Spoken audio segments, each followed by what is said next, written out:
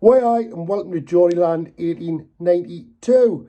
Well, the Qatar World Cup is nearly done and dusted, with a final to be contested on Sunday between Argentina and France. The Winter World Cup has disrupted leagues all over the planet, and England's hopes and dreams of lifting the holy grail of football, well, they went up in smoke as usual. But never fear, Newcastle United are here. They're readying for the second half of the Premier League return. The first half has been mind-blowing, to say the least. And, resting in third place at the moment in the Premier League. That was before rudely interrupted by Qatar and FIFA. The Magpies have lost only once in all competitions so far. And it's been a dream defence record, hasn't it? So far in the Premier this season. It's time for Newcastle United to roll up their sleeves and continue where they left off. Let's hope that is the case. Eddie Howe and Jason Mad Dog Tyndall have their work cut out, obviously, but I think that there will be no problems. Their job is obviously propelling and motivating the team once more for the second half of this season. Now, obviously, Newcastle United have a great chance of righting many wrongs in the past this season, don't they? And it would be lovely to see us get that Champions League spot, or maybe go even further and maybe win something. Who knows? Carabao Cup still there, FA Cup is beckoning. And, hey, who knows? We could be title contenders yet. Saturday, the lads take on Rayo Vallecano in the last friendly before we go back to competitive fixtures. Rayo Vallecano, not a bad little side. They're sitting in 8th place in the Spanish La Liga at this moment in time. They've drawn 2 and won 3 of their last games out of their last 5. And only sit 2 points away from 4th in La Liga. The form has been decent this season, beating Real Madrid 3-2 actually, just before the World Cup break. A massive win for them, as it was a derby, and the 3 points at the Estadio de la Vallecas must have been a great day for the Rio fans, that one. Rayo Vallecano de Madrid, give them their proper title, are the third team from the capital in Madrid. Founded in 1924, their nicknames are Los Franjirojos, which means the Red Sashes, and Los Vallecanos, the Vallecans. Their name's abbreviated just to Rayo, which actually in Spanish means lightning bolt.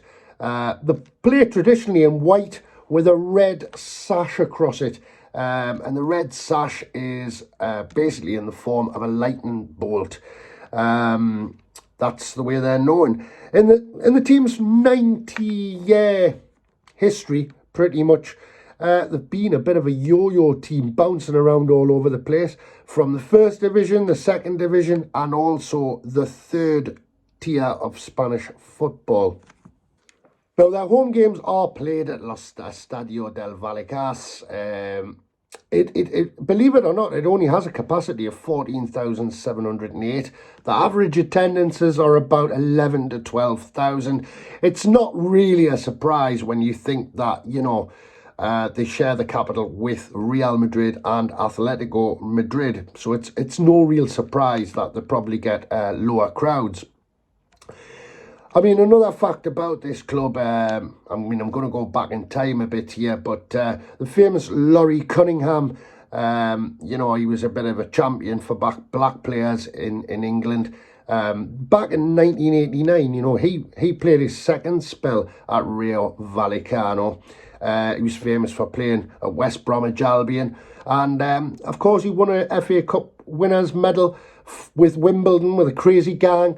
That day in the cup final at Wembley, where they beat Liverpool and surprised us all.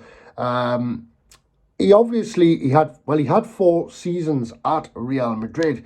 He was quite a footballer in his day, and unfortunately and tragically, in his last endeavour in football. He went back to Rayo Vallecano, and unfortunately he was tragically killed in a car crash just on the outskirts of Madrid. Very, very sad. Now today, in this moment, Rayo Vallecano have got some decent players. Alvaro Garcia, Oscar Trejo, I think he's Argentinian, and a great winger in Izzy Palazon. And, you know, they've got a really good midfielder in Santi Comisana. And, you know, that man, Falco, the Colombian, actually plays for them. You will remember him.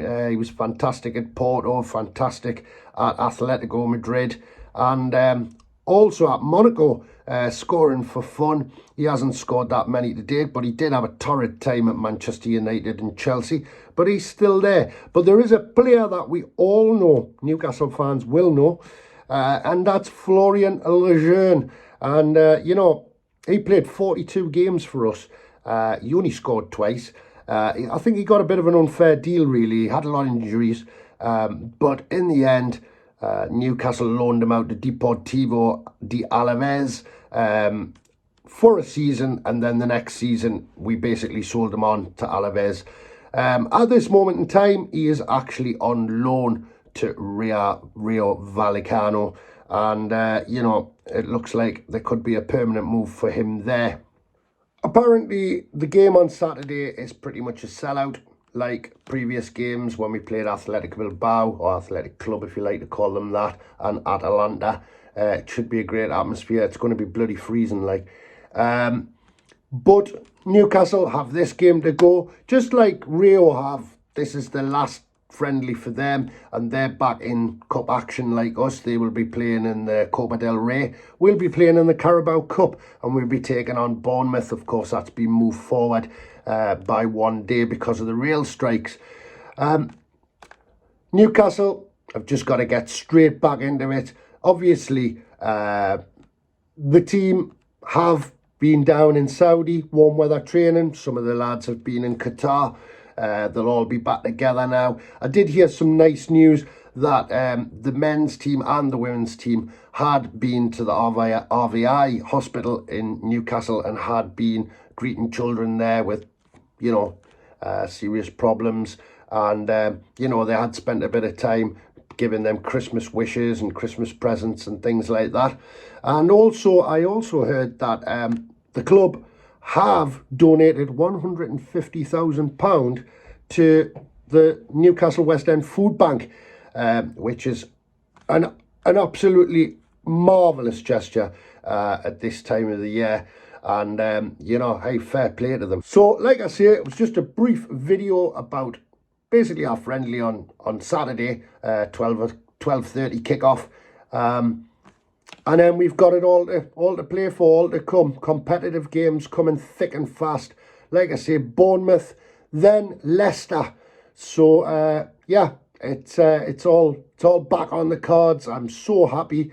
I did get into the World Cup a little bit later on, I have to say, but I would have preferred that Newcastle had just kept on with the momentum. I'm more of a club man than a country man, to be fair. But that's me. But from Geordieland 1892, this was Keeper.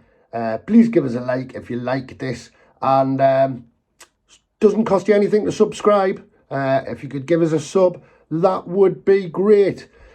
So for now, I will be back. I'm sure having a little word about the friendly and talking about the game coming up against Bournemouth. So all I've got to say is, for now, all the best. And I'm out.